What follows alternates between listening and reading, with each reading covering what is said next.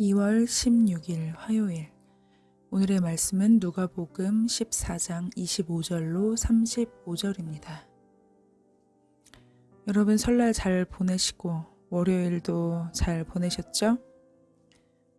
저는 설날도 조금 분주하게 보내고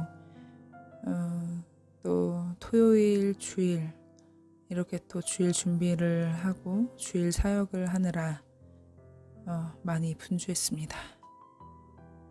여전히 잠을 많이 못 자고 또 주일에는 늦게 장례식장을 다녀오느라고 지방으로 잠을 많이 못 잤어요.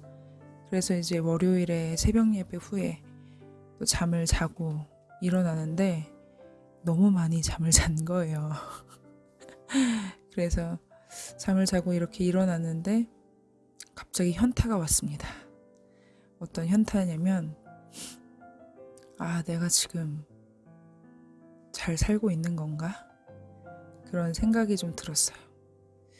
내가 지금까지 이렇게 나의 삶을 나를 위해서 쓰지 않고 신앙을 지키며 예수님을 위하여서 산다고 했는데 정말 나는 예수님의 뜻대로 잘 살아오지도 않은 것 같고 그리고 그렇다고 해서 나를 위해서 살지도 않은 이 애매모호한 그런 삶을 나는 잘 살았다고 이야기할 수 있을까 하는 그런 현타가 오더라고요. 근데 오늘 말씀을 보니 그래, 내가 그래도 정말 나의 주어진 시간과 환경과 내 삶을 주님께 드리고자 했구나. 보이는 열매에 집중하지 않고 주님을 따르는 길, 그 과정 자체를 집중해야 되겠다는 생각이 들었습니다. 오늘 누가복음 14장 말씀이 바로 제자도에 관한 말씀이라 제가 또 도입을 저의 이야기로 좀 나누었는데요. 여러분, 예수님을 따른다는 것은 어떤 삶을 사는 것일까요? 예수님을 따르는 제자들은 가족과 자기 목숨보다 예수님을 더 가치 있게 생각하고 또 이 제자의 길이 험난하기 때문에 출발하기 전에 심사숙고해야 되며 안전의 수단으로 유혹이 될 수 있는 모든 소유를 버려야 합니다.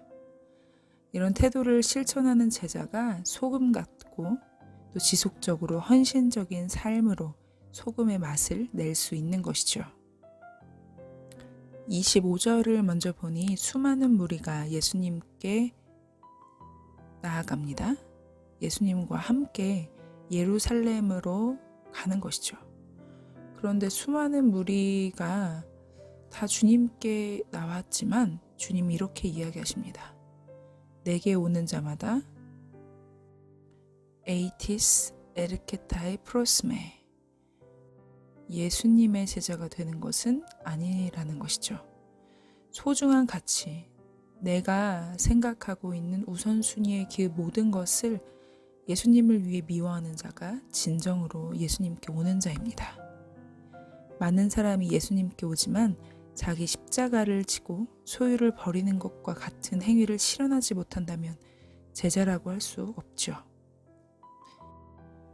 26절도 마찬가지예요. 아버지와 어머니와 아내, 아이들과 형제들, 자매들, 이 사람들을 버리는 사람들이 예수님의 제자다라고 이야기를 합니다.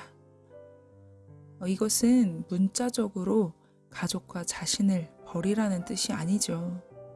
소유와 마찬가지로 궁핍한 사람들을 돕고 소유를 의존하지 않고 가난과 겸손의 자세로 예수님을 따르는 것, 이것이 소유를 버리고 나를 따르라 라는 예수님의 명령에 부합하는 삶입니다. 여기를 보면 제자들이 제자도를 실천할 것을 주님이 강조하시는데 소금으로 비유를 하세요. 소금은 1세기 팔레스타인에서 여러 목적으로 사용됐죠. 성전에서 소금은 언약을 상징했고 이스라엘의 모든 제사에 요구되었습니다. 이 소금의 일상적인 용도는 아시죠? 음식을 썩지 않게 보존하고 맛을 내는 것입니다. 소금의 기능을 하지 못하는 소금은 어디에도 유용하지 않고 적합하지 않으며 쓸모가 없기 때문에 내버려질 수밖에 없죠. 그런데 내버려지는 것은 참 무서운 현상이에요. 소금을 땅에 던져버리면 땅이 저주를 받습니다. 사사기 9장 45절을 보면요. 이런 구절이 나옵니다. 제가 읽어드릴게요. 아비멜렉이 그날 종일토록 그 성을 쳐서 마침내는 점령하고 거기 있는 백성을 죽이며 그 성을 헐고 소금을 뿌리니라. 결단하고 희생해서 제자가 된 것으로 머물러 있는 사람은 유용하지 않고 어리석습니다. 제자 도를 실천하지 않는 사람들, 제자라 할 수 없고 소금 맛을 잃어버린 소금과 같습니다. 소금 맛이 없는 제자는 오히려 사회의 골칫거리가 되죠. 제자가 아닌 사람보다 제자도를 실천하지 않는 제자가 세상을 더 혼란스럽게 할 수 있습니다. 결국 땅에 문제를 일으키는 제자라면 처음부터 제자가 아니었음이 입증되는 것이죠. 여러분, 우리가 성경을 보면 가족도 버리고 소유도 버리고 심지어 목숨까지 버려야 예수님을 따를 수 있다는 말이 어떤 무소유나 혹은 사회와 고립된 채 살거나 순교를 자처해야 한다는 의미는 아닙니다. 도리어 예수님 안에서, 복음 안에서, 하나님 나라 안에서 참다운 정체성을 형성할 때 우리는 소유를 본연의 가치로 다룰 수 있고 가족을 더 사랑할 수 있으며 내 목숨을 가장 위하면서 살 수 있는 것이죠. 소금으로서의 본질을 되찾는 것이 맛을 잃은 많은 소금을 확보하는 것보다 중요한 것입니다. 그래서 우리는 제자됨의 대가, 아무리 커도 나를 위한 예수님의 희생보다 크지 않다고 알고 믿어야 예수님을 따를 수 있죠. 하나님 나라가 비교 불가의 가치가 있음을 알 때 제자의 길에 나설 수 있는 것입니다.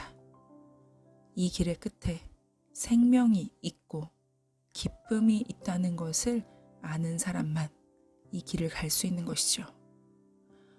제가 도입 부분에 저희 이야기를 좀 했어요. 분주한 삶, 피곤한 삶, 힘든 삶. 그런데 이 길의 끝에 구원과 영생이 있고 생명과 기쁨이 있다는 것을 아는 저는 절대 이 길을 포기하지 않을 것입니다. 쓰러지고 넘어지고 자빠지고 코각해지고 엎어져도요. 힘들다 하는 생각이 들어도 끝까지 이 길을 걸어갈 것입니다. 주님을 믿고 주님을 사랑하고 주님께 충성할 것입니다. 사랑하는 여러분, 우리 이 길 같이 걸어가시지 않으시겠습니까? 함께 기도할게요. 하나님, 제자가 되는 것, 내가 입술로 고백하고 내가 주님 따른다 말할 때 제자, 진정한 그 제자가 되는 것이 아니라 제자도 정말 이 제자의 삶을 지속적으로 실천해 갔을 때